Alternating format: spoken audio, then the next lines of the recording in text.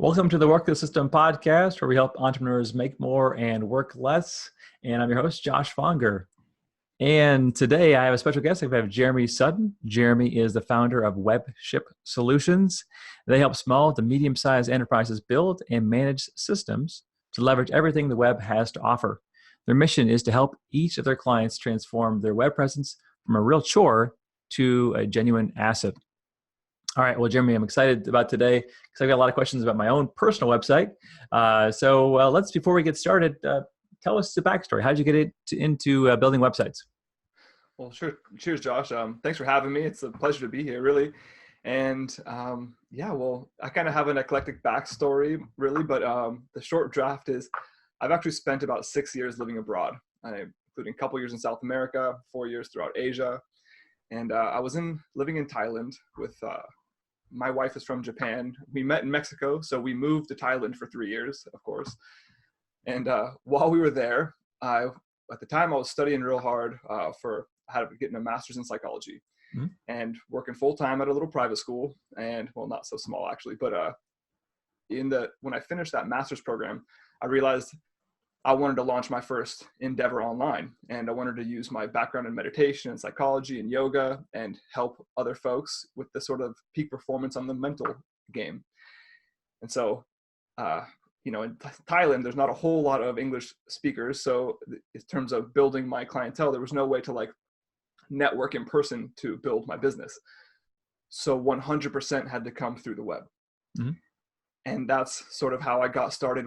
Really, my first foray into the web was really like the skin of the apple, just figuring out how all these tools work on the very surface level, trying to figure out how do people find you and work their way in.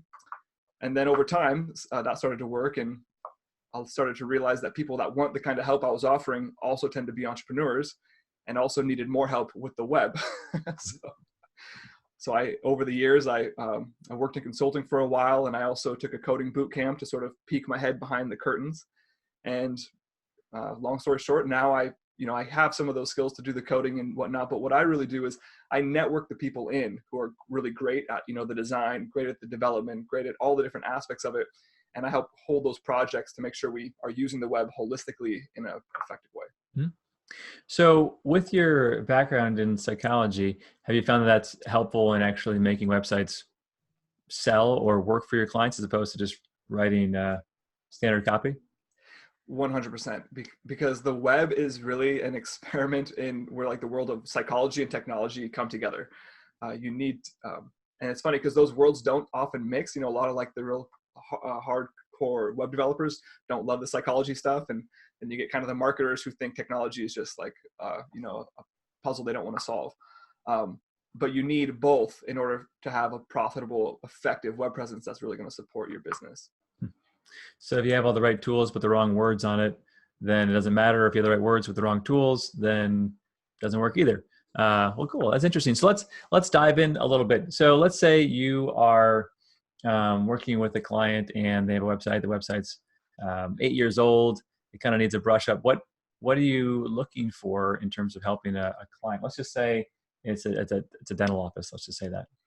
Sure. Yeah. So, dental office. Okay. So overall, the first thing I want to do is I want to check out your analytics and figure out what is actually going on. So got to peek behind the hood.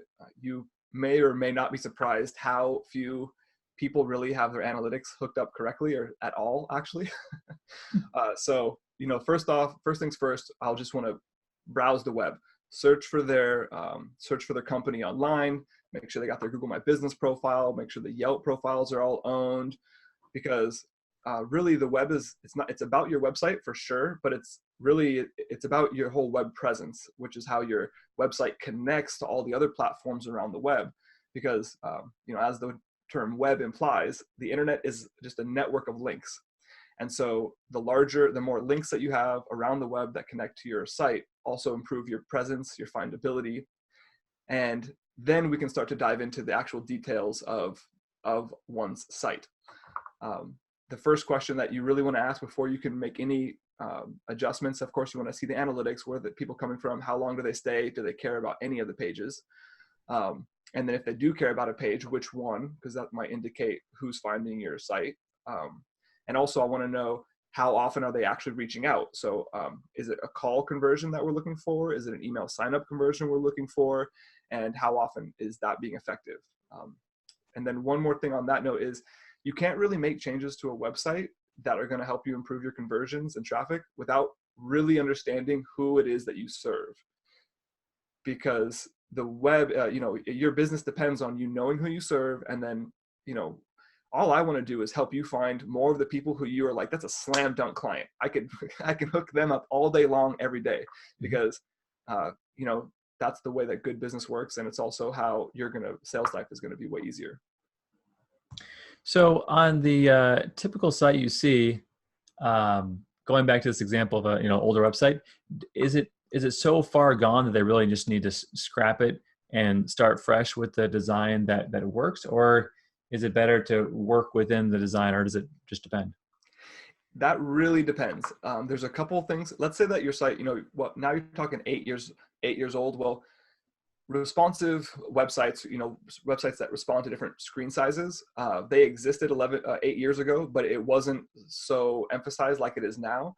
So the first question would be, is your site actually responsive to mobile devices? If the answer is no, and it's because it's just built in like a HTML, old style HTML, CSS, really cut and dry, simple website that's not using like, say, WordPress or some sort of framework that's made to adjust, then you're definitely better off just starting over, because it's going to be a whole hassle to try to bring that into the 2019. And additionally, you probably have a bunch of other tools that you're not leveraging if that's also not happening. If you have the responsiveness thing in place and you're using a more modern framework, then it's going to depend on a number of things. If you're getting traffic and getting conversions, I would way prefer just to leave your system in place and try to improve it incrementally as we go to see if we can open up that funnel.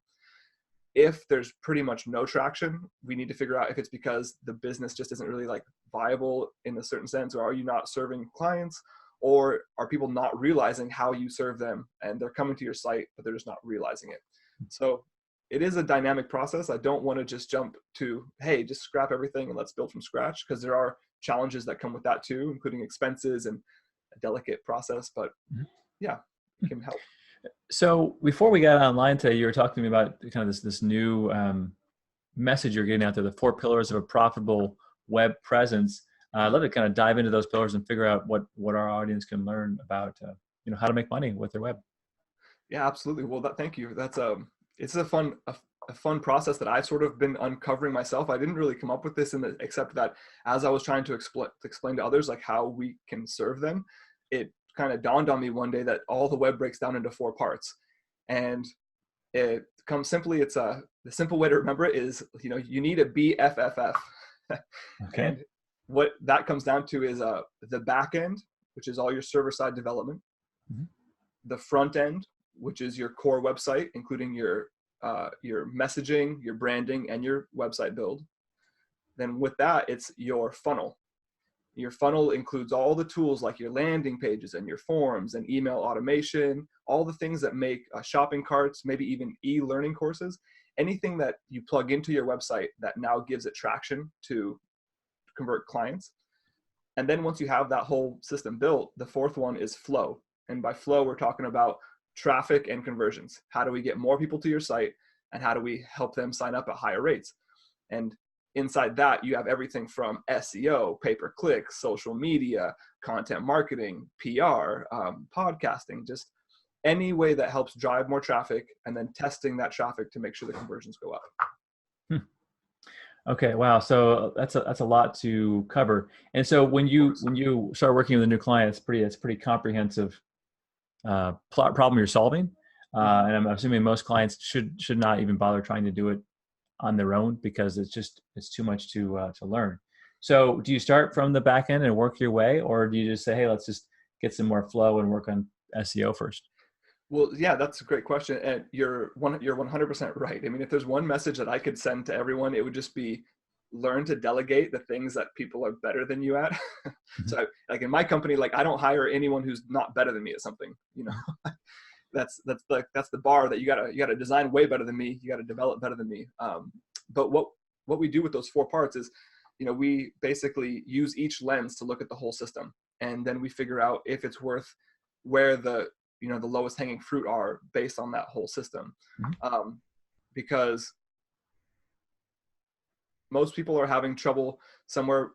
People don't like to think about the back end server stuff, and that becomes really an issue just when somebody hacks you or something fails catastrophically, and you're like, oh, I wish I would have put in like an extra 10 hours of work back here to make sure that didn't happen. But all the fun stuff is sort of on the front end, the business tools and the getting more conversions, and that tend to be the most highly leverageable pieces of the puzzle too. Mm-hmm. Okay. So how do you do a diagnostic test to identify where the low-hanging fruit is? Sure. Well, if there's, number one, what's their traffic? Again, we're going to come back to like who's actually showing up to the web, and we're going to look at all the different social channels around. A lot of the times there's really big issues. I would say one of the most opportune leverage points for websites tends to be the calls to action, because a lot of people realize they need a call to action. So they're like, oh, okay, here's a pop-up, sign up for our newsletter. And I can't remember where I got this. I listened to a lot of audiobooks, but I remember one time someone saying, nobody in the history of the web, woke up at 5 a.m, head popping off the pillow and thought to myself, oh man, I need some newsletter updates from some company that I've never heard of. Or even one that I care about, or like really like I have a lot of companies that I really enjoy, but I don't care about their newsletters. So, so we need to stop offering so many newsletters, because it's sort of a self-centered approach to messaging on the web. So one of the things that I kind of come back to is flipping the script from messaging, because one of the biggest mistakes is that, we're all people. We all see the world from our own perspective. It's natural. But when we get to the website, we say like, hi, I'm Jeremy. I make websites. My websites are clean. My websites are beautiful. My websites help your business. Would you like a website? And it's like, thanks, Jeremy, for all those cool things you do, but I don't feel compelled. Right. So, well, let's use a live example. And I don't know if you have access or not, but sure, work the system, because that's my company. And our website is due for a refresher, and I'm sure there's lots of obvious things that we're doing wrong. So don't make me cry right now. But just taking a look, what are some things that you think, or if we're doing things good, let me know that too. But we do need to do an update to the site. There's a lot of things going on. Sam and I have been working on our business for, I want to say, over 8 years now, and so there's just a lot of history. There's a lot of stuff we've built over the years that we've tried. Some things is, so I don't know. I guess without seeing the numbers, it's probably pretty hard to tell what to do. It can be, but I'll go ahead and take a look with some of the tools that I got going on here. Actually, I have, of course, taken a peek at your website. I can't help but peek at websites. I have tools to help like look behind the scenes and stuff. And, it's not really surprising to me that overall, actually, if I go through and comb through the 4 parts, the 4 pillars, you've actually nabbed a lot of the lowest hanging fruit, and you're doing a pretty good job. For example, things I look for right away is your SSL. You're using HTTPS. That's a little secure lock in the corner. Okay. You'd be surprised how many people don't do that. That's real big, because Google tracks, Google's all about a secure web. And so SSLs help you with your rankings is one of the most important things. And it's just good for your visitors, because if they give their information, what that means is their info is encrypted when they send it to and from your website. And so if someone kind of snatches one of those packets in the middle of the web and they look at it, it won't just be in plain text. So they won't just be passing off their email. So that's why it's actually required. If you collect payments on a website, you have to have an SSL. So that's a key piece of the back-end infrastructure. This is where the back-end helps the profitability of a website. Oh, okay. So you have that going. You also have a couple analytics tools plugged in. I can see I got an analytics, I love this tool called Wappalizer. It's for Web App Analyzer. It's a Chrome extension if anybody's interested. So I can sell, for example, you're using a tag manager from Google Analytics and you're using Yoast SEO. It's a WordPress build, and that means it's going to be all responsive. So, these are all excellent cornerstones to get started. Well, good. Well, this is all a different language to me, because obviously I've got someone else doing all this stuff. But sure. I'm good. I'm glad it's secure, And I'm glad that so far we're not doing anything that's illegal. So that's that's a good sign. I think that for those listening, and most people listening here are not website builders, I think the key thing is if you've not had somebody who is an expert, whether you or someone else, look through, there could just be some really obvious things you're doing wrong, and it could be really hurting your business, which I think is which is the whole point with the website, is making it not just be a brochure. So you Right. you mentioned on your website one of the things you do is kind of add in tools or systems to make them convert better. Are there certain things that are kind of the most common things people should be thinking about? Yep. Yeah, absolutely.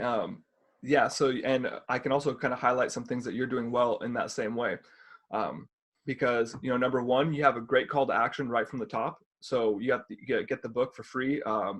You can download the book. That number one is, I'm assuming that's connected to some sort of email marketing system. Yeah. So that, landing pages, email marketing, and a highly valuable resource that's related to the services that you provide. That's the place to start. So, and if you don't have any of those, start by making the highly valuable resource that will help people know that they're in the right place. In other words, you want to start with the offer. Okay. So you're thinking websites that don't have some kind of a magnet to grab, to catch their attention and actually get their email addresses is kind of a missing opportunity. 100%. Because, the web is a huge spectrum. There's a lot of less than honorable characters out there. You don't know no one knows when they first come across you, who you might be.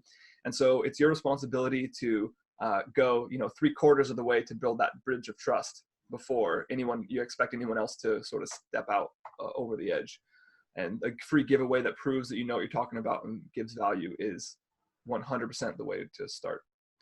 So where do you see the future of, because this whole idea of having websites and the connections between social media and the amount of social media players out there, because people, entrepreneurs want to capitalize, on opportunities that are coming up.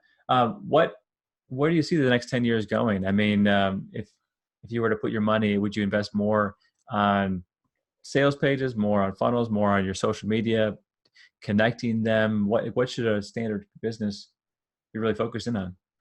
Yep, that's a great question. And one thing is that content is going to be a key driver for the foreseeable future.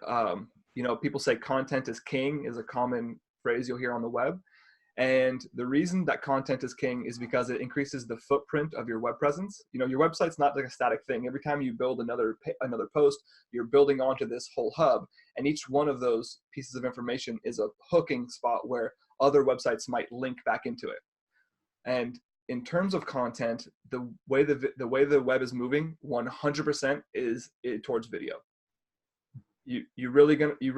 Everyone needs to understand the role that video can play in their business because of the type of connection. People want to do business face to face, but we live all over the world, and most people work from offices that can't meet face to face usually. So I actually use video a lot in my email marketing. There's a service called BombBomb. It is like $400 or $500 a year. Mm-hmm. And it's really great for sending video emails, and also lets you track how far people are, if they're opening the videos, how far they go in the videos, and actually lets you add calls to action in the videos to say, so you could use them for marketing, for sales, or for just content creation. So I would say videos are definitely a big thing to go, and content in general, just getting your expertise out of your mind and into a digital format that's reproducible. That's key. That's key. Okay. And so, and volume is a big part of it too. So not just once a month, but trying to get it out excessively. Well, there's actually two sides to that coin.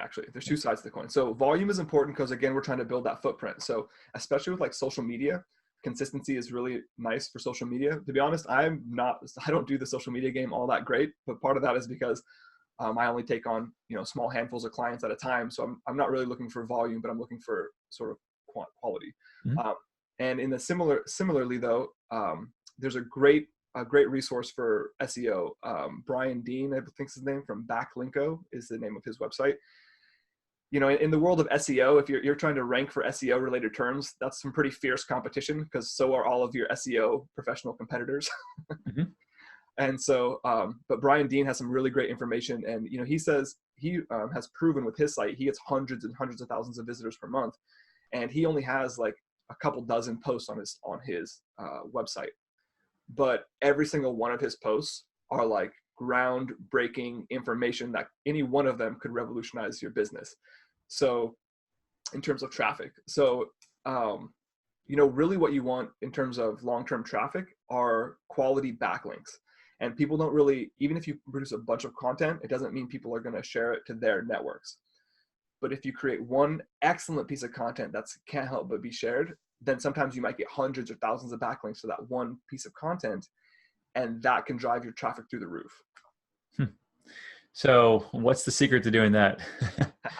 Yeah, that's the $1 million question. There are a number of a bunch of techniques to help make that happen. Yeah.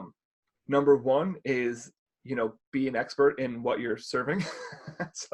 And then use the experience that you have with your clients, the things that you use to serve your clients most consistently, and then just create really incredible content that helps clearly communicate how to use it, what it is, and then start to share it to all the people you can find through your social networks. Find other bloggers and podcasters, or for example, just like what's happening right here. I have 4 pillars of a profitable web presence. I'd love for your audience to know more about it. And now here we are having a conversation about this, and hopefully it'll be shared with many more people. So things like this, where it's called, in the business, my business mentors and coaches call it brand leveraging, which essentially comes down to find other folks who serve similar audiences to yours and figure out how you can work together. And usually everybody wins. So with the entrepreneur starting off, let's just say a business coach, right? And they're just starting off. They're a new business coach, and they're thinking, wow, I'm kind of overwhelmed. Maybe they have they've worked for 20, 30 years. So they have experience, but now they're going to start coaching. Where should they start? Because they're going to post a Facebook video or a YouTube video, and they're going to get 2 views, right? So how do they how do they break in? Yeah, the first thing actually one of the service that I offer for a lot of folks is sort of I call it a content extraction process, where I kind of just come at you like an ignorant and antagonistic person, and I'm just like, what do you do and who the hell cares? Because the point is, I want you to get fired up. I want you to be like, what do you mean who cares? This is an incredible service. This is so valuable. You have to be blind not to see it. And here's why it works. And then I just start taking notes. And, you can turn like 5 or 6 questions into, 8 or 9 pages of bullet point notes. And now all of a sudden you're starting to get your expertise out of your head and into a digestible form. So start crushing content on each of those pieces. I recommend a writing habit. When I was doing my own blog, for example, I would write literally 2,000 words a day. I would do like 500 to 700 words of a warm up where I would just do stream of consciousness. And then I would make myself, I couldn't leave the computer till I hit at least 2,000 words. And, once you start doing this, start putting out the content, sharing the content, and then start to see what really, what hits, because there's no silver bullet here. You got to figure out like what resonates with the people you're trying to reach, and then make more of that. Well, very cool. Well, this is, whenever I talk to an expert in web development or online marketing, it always makes me glad that I have a team of people who know what they're doing, who can kind of put me in the right place, because it continues to get more professionalized, right? There's more things you can do. There's more synergy based on it. And if you're spinning your wheels the wrong direction, you can really burn up a lot of energy, and that's no good at all. So just because of time, I want to get these last 2 questions out. What's one question that I forgot to ask you that I should have asked you that you kind of want the audience, and this is small business owners, to really know about? I would just say, maybe a question might be like, who should be delegating tasks? And the simple answer is everyone. If you're trying to stay in business for the long run, you definitely should be delegating tasks to folks who can do stuff better and faster than you. And I promise you, it took me longer than anybody to learn that lesson. Longer than anyone, it took me to learn that lesson. And as soon as I did, as soon as I learned it, it immediately unchanged me from my chair, from my desk. It opened up my profitability, and it made the quality of everything that we do just 10 times better. So whatever whatever it is you need help with, find out and ask questions from people who can help you, because a 10-minute conversation might save you 6 months of things that you wouldn't have even realized that you wouldn't have maybe realized that what you should be doing for 6 months, but someone who knows should be like, oh, you should definitely make a landing page and make a resource, and here's someone who can design that PDF for you once you get the content down. Yep, that's great advice. And I'm always amazed when there's something that I'm really struggling with, and then I look online like, oh, someone could do that for $10, and I'm like, why did I even start trying? You're right. I got a great example of that with a brilliant wealth advisor. They got a firm, and I said, you should do a newsletter, and I had it on his to-do list for weeks, and I'm like, how's that newsletter coming in? And he spent hours and hours and hours, and I said, I'm sure someone could write the newsletter.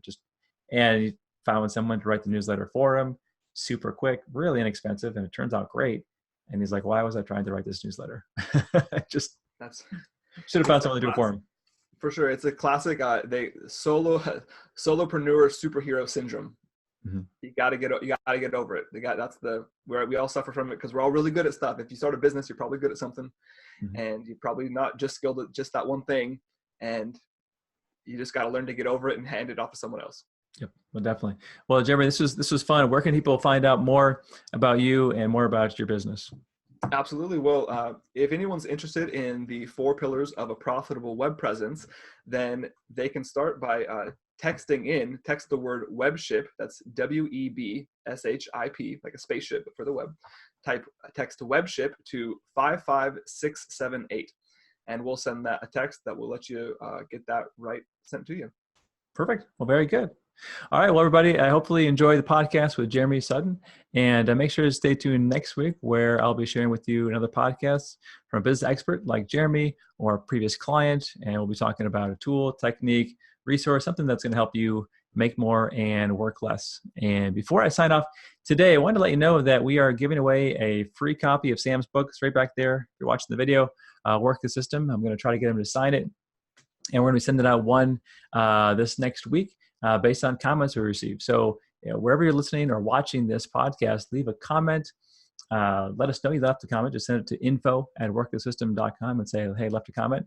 And we'll be drawing one name out of a hat once a week and mailing that physical book out to you free of charge. All right, everybody. I will sign off now, and I'll see you next week.